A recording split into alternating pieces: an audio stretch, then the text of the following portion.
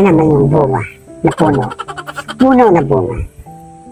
For the meantime, magliliwalay muna tayo sa labas. Ayan, ang ganda ng yellow bells.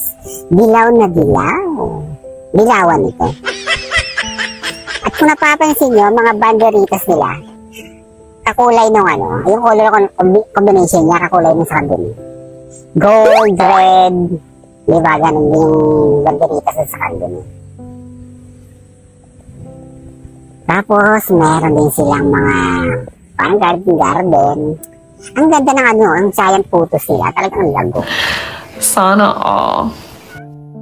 At coincidentally ulit, kagaya din ng Kanduni, meron din silang pa-arco, entrance, archway. O, diba? Kung yung sa pang temple run, eto naman parang siya, parang Japanese Chinese tea house, parang mga ganun. Kaya tara, larga Calatrava. Pupunta tayo ngayon sa Calatrava. Tingnan natin kung anong meron sila. Anong pwede nilang i-offer sa atin na kung maka-offer parang stakeholder. Home of the Lilas Pandan Festival. Lilas is weaving. So yung Lilas Pandan, ibig sabihin, naglalala ng mga dana pandan. It's either banig or mga baskets, mga basta ganun, mga bayong-bayong. So ayan, papasok na tayo sa Calatrava. Ang ganda ng mga nila, yung design. Another landscaping in the making. Lol, may pagkaan sila. May pag-effort talaga. So ayan, papasok na tayo. Hala, may unggoy. Oh, sinong inaantay mo dyan? Ano yung nahawakan mo? Ang laki, laki.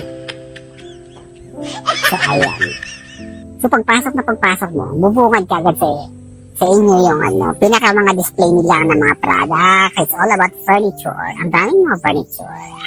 Kung mapapansin natin, diba ang ganda ng mga lamesa, upuan, and kagaya ng Kanduni din. Parang pumapasok ka sa dungeon, diba? Kung yung, tapos meron sila pupunta ka sa cave. Yung Kanduni naman, yung pinaka-cave nila is made of tablas. Ito naman talagang made of the usual cave rock formation na ang ganda tingnan. Ayun na mga pulis. Nakipat ako na makita ko sila. Ayaw makalabosa. So in fairness naman sa design ang ganda. So parang sa loob parang habit house. Tapos yung sa external exterior niya cave na bato. So design from labasan to looban, panay wood furniture yung mga nila. Display. Siguro wala nang wala nang kahoy yung Calatrava, panay kalbo na yung pagbubagan niya dahil pagbubagan yung mga furniture. So ayan. Meron silang maliit na pan. May laman ako yan. Maliliit din. Kaya hindi kita. Ito yan. Isang ganda ng buwinilya. This time, pink naman. Magsama daw bang dilawan at saka pink lawan. Nala, bumitigal niya. Pero isang ganda ng giant puto. Ayan. So, this is Calatrava. Larga Calatrava. Ang titibay ng nila, parang mukhang matibay, no? Yung mga tipong pag hinambalos ka mukhang hindi ka na makang diba? So ayan lang, yan yung Calatrava. Ang ganda ng golden putos talaga eh. Ano pala sa giant golden putos.